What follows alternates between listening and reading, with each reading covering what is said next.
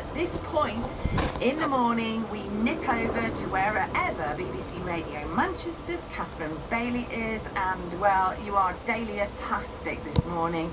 You're over there in Bredbury, aren't you? And Geoff and Heather Hoyle's garden looks gorgeous, gorgeous, gorgeous. Oh, I'm glad you said that, and I'm glad you've seen it. Yes, that is one word to describe it. It's a dahlia-holic garden, Becky, and I didn't realise what that word meant until I met these two. And yes, you've seen the pictures. I have never seen anything like it. It's spectacular. The sun's shining, and gosh, Geoff, how long does it take to get to this point? Well, we start in about March, get them out of storage, and it all builds on from there. Plant them in the greenhouse, get them out into the garden in about June, leave them to acclimatise, and then keep them tied up, and then come to end of July they start flowering, and then they keep on getting bigger and bigger and more flowers until the frost gets them in November, and then I put them to bed and I go to bed too. God, that is hard work. I mean, they're your babies, aren't they? That's what you were saying. How many varieties are there? I've got about 150 different varieties. It changes from year to year. I get bored with some and buy some new ones, but yeah. And I've seen pictures in the house as well. You photograph them, but really close up, don't you? And you get every single petal, every single vibrant colour. They're a beautiful flower. I've been through a few cameras in the last few years, yeah, with better and better cameras, and I do videos as well now. That's it. Heather, do you help him? I'm not allowed to touch the dahlias. They're his babies. I'm Tubbs. Tubbs and planters.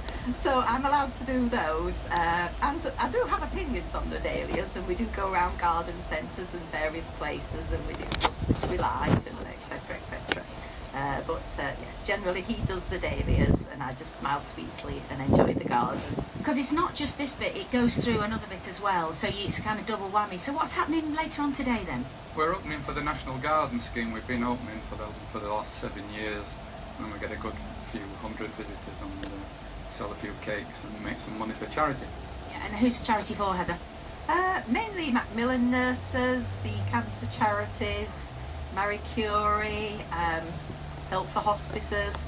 Some of the charities change from year to year, and if you want to nominate your own charity, you can do, but we let them choose.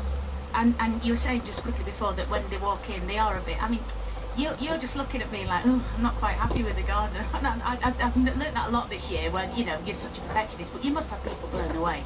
Yes, I think most people, when they see it for the first time, are a bit gobsmacked, I suppose. And people do come back year after year, actually, and come quite a long way, some people. Well, I'm going to bring my mum tomorrow, and Becky and Heather, of course. And honestly, this is really, very well worth seeing. And I'm glad you've seen the pictures as well. So we're here later and here to answer your calls. Oh yes, we have seen the pictures. I've just shown them the weekenders. Another picture of the garden. Amazing. We're all sitting here with major garden envy, to be honest with you. And it is Geoff and Heather Hoyle's garden, open to the... Oh, fantastic. I love it when you said that. We're all smiling. Dahlia-holics, yes, and that is exactly what it is. It's going great. The neighbours have come round and they've got garden envy, as did you have garden envy, and we all have, especially Curtis and Andy. And Geoff, just about a few years ago, 2 or 3 years ago, something happened here, didn't it, when you did your rather first open garden? Yes, the BBC came to film me in 2011. Made a short film about dahlia growing, but they didn't show the film until the following year. They showed it on the night before we opened for the National Garden Scheme, and as a result we had 800 people turn up in my little garden. With people were falling all over each other. I had to stay in the house, I couldn't bear to watch. So and when they'd all gone, the field looked like Old Trafford after a match. That's Monty Don for you, isn't it? Yeah, the power of the BBC. And you, I know, have 150 varieties. I have to say, Geoff, your garden looks amazing. What about our two experts, Curtis and Andy Hewitt, Curtis Shaw and Andy Hewitt, who are there to answer your questions? What do you think, guys, about the garden? Well, I've taken some pictures to show my colleagues at work, and all I can tell you is that celluloid really wouldn't do this garden justice. Being here looking at it, it's beautiful, absolutely stunning. Definitely one of the nicest gardens I've stepped into. It's absolute credit to them both.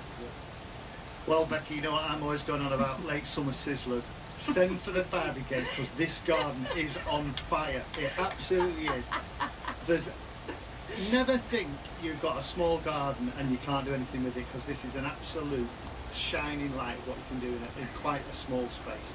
It's absolutely fantastic. And what you're saying, you were saying that have you got any questions for Geoff about how you should achieve this in your garden, Andy? Well, yes. Would you like a job? That's one of the questions I'd like to ask him. Yeah. I mean, at this time of the year, there's lots of people thinking, it's all over. Hanging baskets are fading. You're not up to the care and attention that you were in the midsummer, and things are all going off the end. Whereas this is just the absolute best way to prolong the flowering season. It really is an absolute joy to look. In fact, that's why I grow dahlias. There's no other flower that will give you constant colour from July right through to November. Can't think of another one, can you? No, I can't. He's got me there. He's stumped, Becky. And just for this weekend, what do you think we should be doing, guys, then? I mean, the sun is beating down on us and on the dahlias, isn't it, Curtis? Well, it is indeed, but I don't know about anybody else. I just want to stay here for the weekend. Set up shop and stay here. I'm going to have to drag myself away. It really is nice. Very, very nice.